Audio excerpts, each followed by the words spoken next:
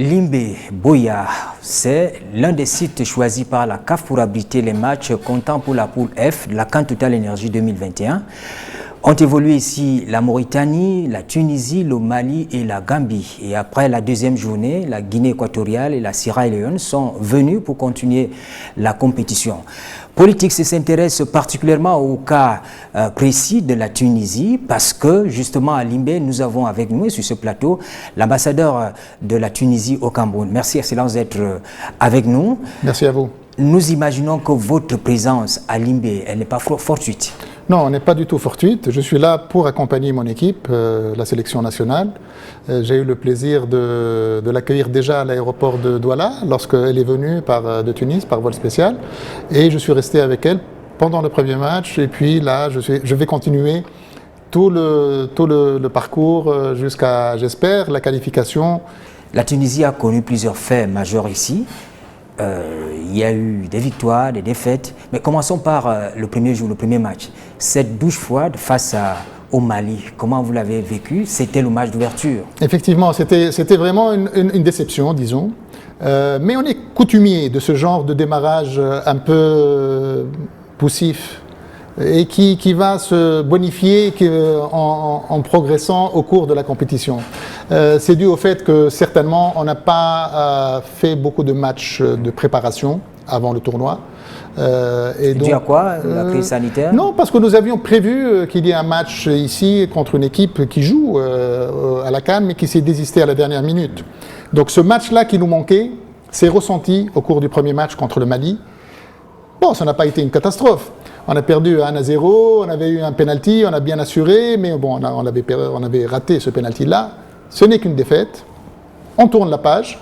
Et, heureusement qu'il y a eu ce 4-0 face à la Mauritanie qui vous a donné du sourire. Oui, je vous l'ai dit, c'était une question de réglage en fait, une question de mettre en cohérence tout le collectif qui joue en Europe pour la plupart à 80% et donc qui n'est pas très souvent habitué à jouer en collectif.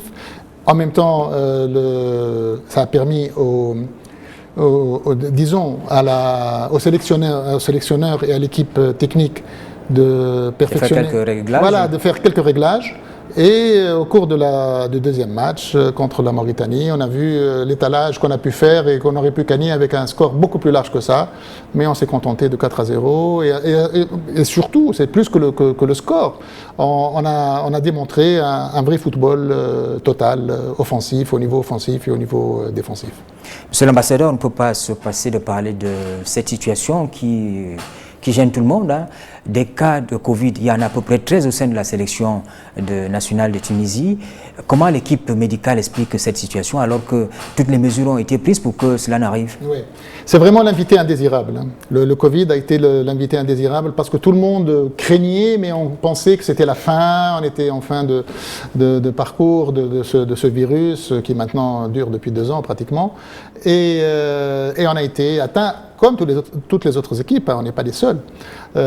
On a eu effectivement en tout 13 cas. Bon, maintenant, on a eu quelques rétablissements, donc on va pouvoir compter sur eux pour le match d'aujourd'hui. Et moi, je dis qu'il vaut mieux, c'est peut-être un mal pour un bien. Il vaut mieux avoir ces atteintes à ce stade de la compétition, où c'est encore au niveau des groupes, que lorsque nous allons affronter les huitièmes ou les quarts de finale. Et là, nous sommes sûrs, grâce, j'espère, au cadre médical et à la constitution également de ces joueurs, que tout le monde sera rétabli, qu'on pourra jouer avec la totalité des 28 joueurs qui ont été sélectionnés. Oui, mais il y a eu cette folle rumeur qui a circulé au départ. Quand la Tunisie arrive ici, il n'y avait pas de contact. Elle voulait absolument se préserver contre cette maladie, mais c'est arrivé. Voilà. Vous ne faites pas comme les autres qui pensent que non, les tests n'ont pas été bien faits, vous ne mettez pas ça sur le dos de quelqu'un d'autre, non? Non, non, absolument pas, parce que nous avons nous-mêmes nos propres tests. Ah. La Tunisie fait ses propres tests. Et il faut dire la vérité, les tests qui ont été faits par la CAF sont des tests tout à fait sérieux et tout à fait donc crédibles, qui ont corroboré, qui ont confirmé des tests qui ont été faits à notre niveau par le médecin de l'équipe nationale tunisienne. Donc il n'y a pas du tout de contestation possible là-dessus. Ça ne vous fait pas peur à la suite de la compétition parce que ce n'est pas fini? Je vous ai dit, maintenant que nous avons eu pratiquement la moitié de l'équipe qui a été déjà touchée, il y a déjà une immunité qui est acquise pour le reste de la compétition. Je vous l'ai dit, il vaut mieux l'avoir maintenant que avoir ce virus ou ces contaminations après à un stade plus avancé avec des matchs beaucoup plus durs. Maintenant, pour le reste, qui n'a pas été infecté, j'espère qu'il ne sera pas infecté, il va falloir prendre des mesures, bien sûr, de protection au niveau surtout, pas au niveau de l'hôtel ou au niveau du groupe, mais au niveau de tout ce qui est tiers, les personnes tierces, surtout dans la zone mixte, etc., vraiment bien se protéger et prendre toutes les mesures prudentielles possibles pour éviter de porter atteinte au reste de l'équipe. On a bien aimé la mobilisation de la Tunisie lors du match contre la Mauritanie. Le stade était plein. On imagine que, monsieur l'ambassadeur, vous avez organisé tout cela pour que les supporters tunisiens puissent arriver jusqu'ici à Limbé, participer, vivre la fête continentale du football. Absolument. Nous avons organisé, pas seuls, hein. Nous n'avons pas le monopole de l'organisation, de la mobilisation. Nous avons pu compter également sur des sociétés tunisiennes qui travaillent ici dans le domaine des travaux publics, surtout des infrastructures, qui nous ont beaucoup soutenus, surtout pour le transport et la sécurisation de la délégation des journalistes. Et c'est ça, en fait, la diplomatie publique. C'est que nous sommes en partenariat, toujours, l'ambassade est là pour mobiliser également les ressources privées de la Tunisie qui sont au Cameroun. Donc ça, je tiens à le souligner, à les remercier. Et en plus, bon, nous avons en ce qui concerne au moins la délégation des supporters tunisiens qui vont venir de Douala, pour la plupart qui sont à Douala, parce qu'il n'y a pas une grande communauté à Limbé.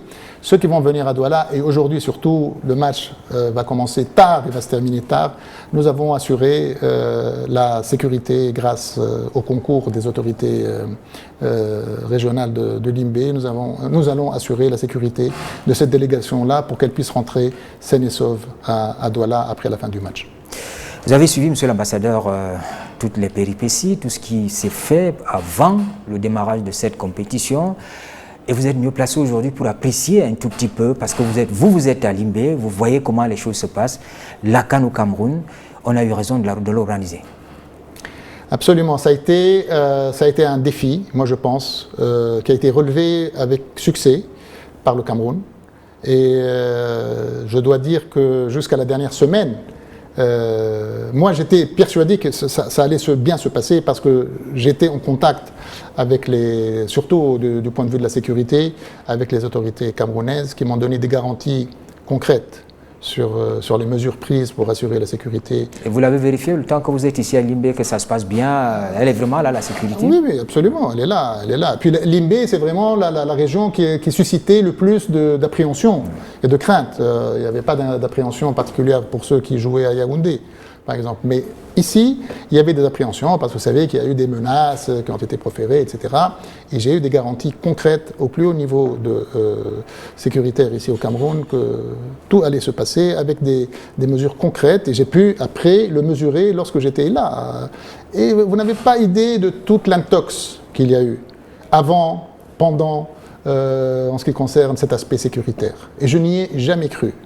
Au contraire, j'ai toujours pris parti pour le sérieux et l'efficacité des autorités camerounaises pour assurer la sécurité de leurs invités qui sont là. Parce que c'est un défi. Il n'est pas du tout imaginable qu'un pays qui invite 24 nations puisse mettre en péril leur sécurité. Donc jusqu'à présent, tout se passe bien. Je suis très satisfait et la délégation tunisienne aussi.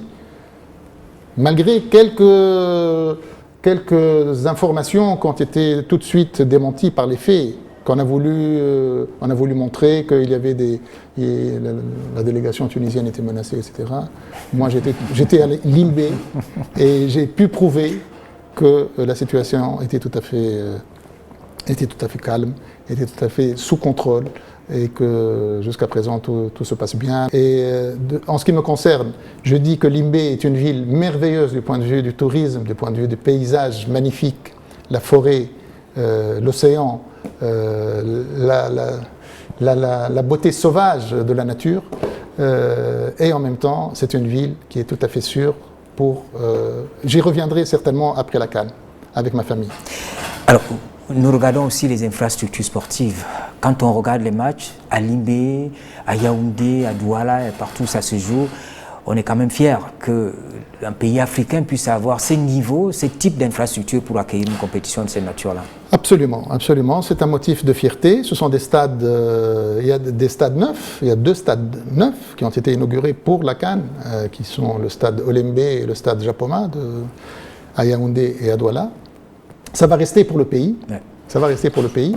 L'infrastructure est en train de suivre également au niveau des autoroutes. On a vu l'autoroute qui vient d'être, le tronçon d'autoroute qui a été inauguré en rase campagne jusqu'à l'aéroport de Yaoundé. Ça qui facilite la mobilité urbaine. Ça, c'est 5 minutes. Hein. Avant, on mettait, je ne sais pas, 1 heure maintenant, mais 5 minutes pour arriver à l'aéroport.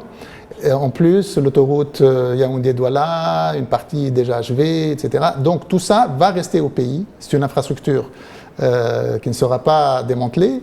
Il y a également ces beaux studios dans lesquels nous sommes. Ah oui, à Limbé, on nous a dit l'installation, ça vient de la Tunisie. C'est un bel exemple de la coopération entre la Tunisie et vous m'envoyez très fier, très flatté. Effectivement, je peux vous confirmer que tous les studios, toutes les régies de la télévision qui sont dans les stades de la CAN sont des réalisations de compétences tunisiennes.